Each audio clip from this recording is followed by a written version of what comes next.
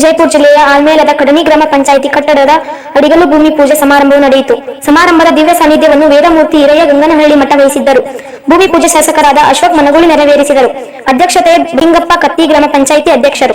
ಮುಖ್ಯ ಅತಿಥಿಗಳಾಗಿ ಸಾವಿತ್ರಿ ನಾಟಿಕರ್ ಉಪಾಧ್ಯಕ್ಷರು, ಬಸವರಾಜ್ ಬಾಗೇವಾಡಿ ಎಪಿಎಂಸಿ ಅಧ್ಯಕ್ಷರು ಆಲ್ಮೇಲ್, ಅಶೋಕ್ ಕೋಳಾರಿ ಗ್ಯಾರಂಟಿ ಅನುಷ್ಠಾನ ಸಮಿತಿ ಅಧ್ಯಕ್ಷರು, ಸಿದ್ದರಾಮ್ ಅಂಕಲಗಿ ಸಹಾಯಕ ನಿರ್ದೇಶಕರು, ಗುತ್ತಿಗೆದಾರರಾದ ದೇವೇಂದ್ರ ತಾರಾಪುರ್, ಗ್ರಾಮ ಪಂಚಾಯಿತಿ ನೂತನ ಕಟ್ಟಡಕ್ಕೆ ಭೂಮಿಯನ್ನು ದಾನವಾಗಿ ನೀಡಿರುವ ಕೇದಾರ್ ಕತ್ತಿ ಅವರಿಗೆ ಶಾಸಕರು ಅಶೋಕ್ ಮನಗೂಳಿ ಸನ್ಮಾನಿಸಿದರು.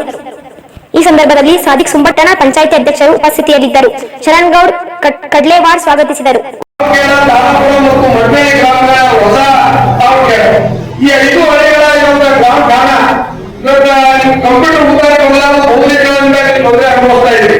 ಈಗಾಗಲೇ ಅಧ್ಯಕ್ಷರು ತಹಸೀಲ್ದಾರ್ ಮೂಲಕ ಜಿಲ್ಲಾಧಿಕಾರಿಗಳಿಗೆ